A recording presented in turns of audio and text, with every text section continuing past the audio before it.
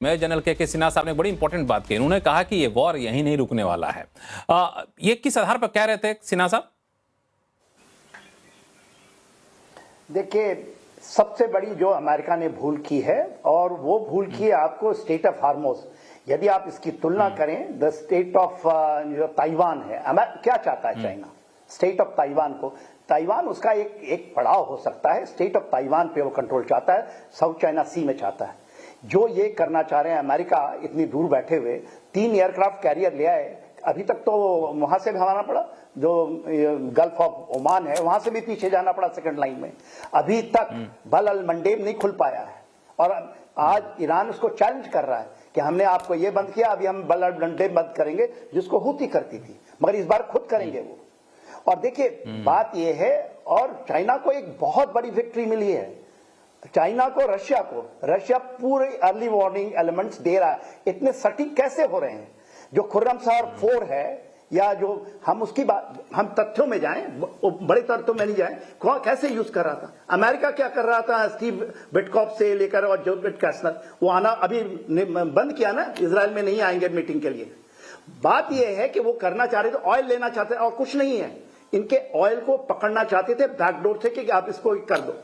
वहां की जनता जाग गई है, और जनता को भी उन्होंने, ठीक है उनके ऊपर में, और वो बदला लेने चाहते हैं 1979 का, कि जो इन्होंने यूएस एम्बेसी को किया था। डोनाल्ड ट्रंप खुल के कह रहे हैं, आज डोनाल्ड ट्रंप कह रहे हैं उनको एक ऑफ रैम्प चाहिए, कहते हैं और डोनाल्ड ट्रंप जिस दिन चाहेंगे रुकवा देंगे।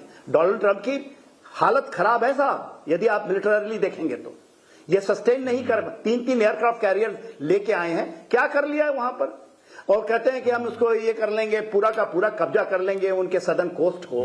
बूट ऑन ग्राउंड आप उतारिएगा, वो वहां से बच के नहीं। और देखिए पेंटागन बार बार उनको ये बता रहा है कि डोंट गेट इनटू दिस, और वो मैं नहीं कह रहा हूं, ज्वाइंट चीफ ऑफ स्टाफ यदि आप देखिएगा, वो जनरल साहब का आपने सुना होगा ना, अपना वो उन्होंने मना किया, वेंजुला में कहा था चले जाइए आप, क्योंकि आप जाना चाहते हैं, यहां पर मत कीजिए, उन्होंने कहा था।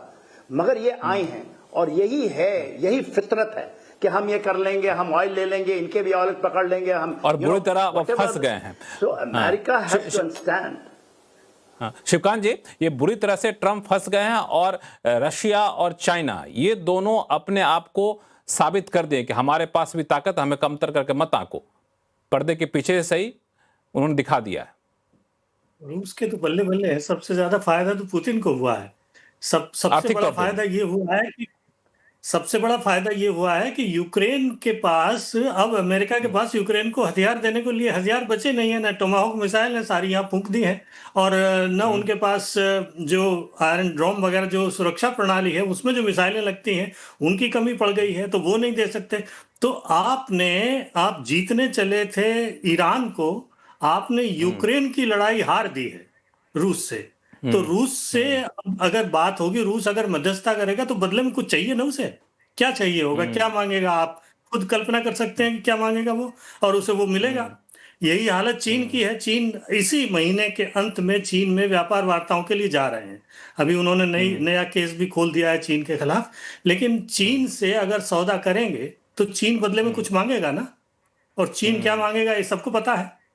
तो कुल मिलाकर के चीन की तरफ से फंसे हैं, रूस की तरफ से फंसे हैं, ईरान में पांव फंसा करके फंस गए हैं। अभी तो रुक जाइए आप, हूतियों का मोर्चा अगर खोल दिया तो लाल सागर से होकर के जितना भी तेल जाता है और जितना भी सामान जाता है वो भी बंद हो सकता है। तो ये लड़ाई, हिंदी में कहावत है ना, मान लीजिए हिंदी में कहावत है शिवकांत जी कि चौबे गए छब्बे बनने दुबे बन के चले आए। वही वाली स्थिति इनकी हो गई है डोनाल्ड ट्रंप की। एम्बेसडर सईद साहब, जो अभी मेजर जनरल के सिन्हा साहब कह रहे थे, जो शिवकांत जी कह रहे थे, इससे आप कितने सहमत दिख रहे हैं?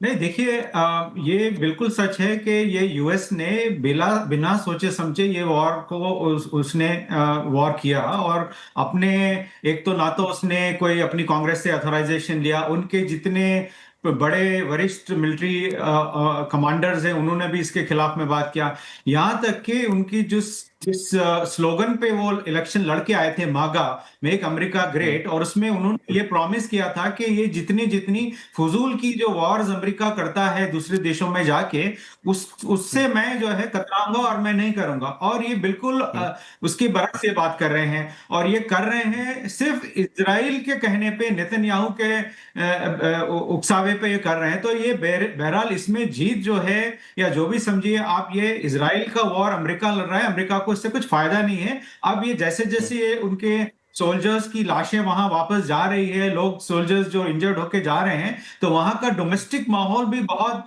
इसके वॉर के विरुद्ध होता जा रहा है। और ये ट्रम्प समझ बिल्कुल, रहे हैं। अमेरिका में सोल्जर के लाशें जाना अपने आप में बहुत, वहां के सोसाइटी में बहुत ही नकारात्मक असर डालता है। वहां पे दूसरे देशों में सारा चलो 10-20 मर गए तो वैसी वैसी वाली बात होती नहीं, एक दो भी लाशें जाती हैं तो अपने आप में वहां बहुत बड़ा विद्रोह होता है, बहुत ही लोग उसको दूसरे तरीके से देखते हैं। अचल मल्होत्रा साहब, ये सारी चीजें आपको लगता है कि अब ये चीजें रास्ता ढूंढेंगे ट्रंप की, अब हो गया, कुछ कुछ बयान दे दो और निकल जाओ यहां से? अब देखिए, प्रेसिडेंट ट्रम्प जो जिस चीज के लिए मशहूर या बदनाम है वो ये कि उनकी ईगो जो है लार्जर देन लाइफ है, और वो बहुत ही ईगोइस्ट और नार्सिसिस्टिक पर्सनालिटी है उनकी। तो मुझे लगता है कि जो जैसी उनकी पर्सनालिटी है वो अलाउ नहीं करेगी कि वो किसी के साथ बातचीत की टेबल पे बैठ के कोई इसका सोल्यूशन ढूंढे। जैसा मैंने पहले भी कहा, वो अपनी विक्ट्री अनाउंस करेंगे और कहेंगे कि बस अब हो गया, हमने जो करना था कर लिया, हमारे सारे ऑब्जेक्टिव्स अचीव हो गए, और अब पूरे क्षेत्र की शांति और विश्व की शांति और इसके जो आर्थिक जो एडवर्स इम्पैक्ट है उसको रोकने के लिए मैं लड़ाई रोक रहा हूँ। उन्हें हालांकि वो मकसद वो सफल हो पाए कि नहीं हो पाए उसका डेटा नहीं देंगे, लेकिन वो अपने आप घोषित कर देंगे हमने सफल हो गया जी, हम वॉर रोक रहे हैं। समय कम है इसलिए बीच में रोका आपको। कमर आगा साहब, आखिरी सवाल कि थोड़ा सा इंडिया पर्सपेक्टिव को देखें कि जिस तरीके से स्ट्रेट ऑफ हॉर्मुज बंद होने से इंडिया में क्रूड ऑयल की क्राइसिस हो गई है, तो क्या इंडिया अपने रिलेशन को एनकैश कर सकता है ईरान के साथ कि कम से कम हमारे यहाँ जो शिप आ रहे हैं उनको आने दो, और ईरान मानेगा इस बात पर? मेरा ख्याल अगर बातचीत होगी तो ईरान मान जाएगा। ईरान के लिए इंडिया बहुत इम्पोर्टेंट है। इंडिया जो है इंडिया को देखता है ऐसे चाइना को काउंटर बैलेंस करने के लिए, इसीलिए उसने चाबहार पोर्ट भारत को दिया था, और ताकि भारत पाकिस्तान में चाइना ने गॉर्डर पोर्ट बना रहे थे। लेकिन हमारे रिश्ते पिछले कुछ दिनों में बहुत मधुर नहीं नज़र आते, लेकिन फिर भी वो इंडिया को नहीं छोड़ सकता। इंडिया बहुत करीब है। इंडिया, दूसरी बात, हम भी नहीं छोड़ सकते। हम भी नहीं चाहेंगे कि दोबारा से पाकिस्तान, ईरान, टर्की एक्सेस बने। हम चाहेंगे कि चाइना, ईरान हमारे साथ रहे। ये रिश्ते इस तरह के अप एंड डाउन आते रहते हैं। मैं ये सवाल इसलिए पूछा कमर आगा साहब, ये सवाल इसलिए शुरू हो गया है बातचीत। ये सवाल इसलिए मैं पूछा क्योंकि इसका जवाब मैं चाह रहा था दूसरे पहलू से। शिवकांत शर्मा साहब, ये सवाल का जवाब संक्षिप्त में 30 सेकंड में, कि जब वहां के आयतुल्लाह खमैनी की मौत हो गई थी हमले में, तो उसके निंदा करने में हम लोगों ने 7 दिन लगा दिए। हमारे यहाँ होस्ट बन के आया ईरान का जो जहाज वो जा रहा था, उस पर अमेरिका ने हमला कर दिया। भारत की तरफ से कोई विरोध जैसे स्वर नहीं उठे। हालांकि डिप्लोमेटिक था, सही गलत अलग मामला है, लेकिन ये सारी चीजें क्या ईरान नोटिस कर रहा होगा? देखिए, खamenei की निंदा में देर करने में तो कोई बड़ी बात नहीं है, लेकिन अब ये जो मीना के स्कूल पे जो हमला हुआ था उसकी निंदा भारत ने नहीं की, उसकी निंदा करने में देर की। ये भारत की सबसे बड़ी भूल है, और उसको केवल ईरान ही नहीं, पूरी दुनिया में उसको नोट किया जाएगा।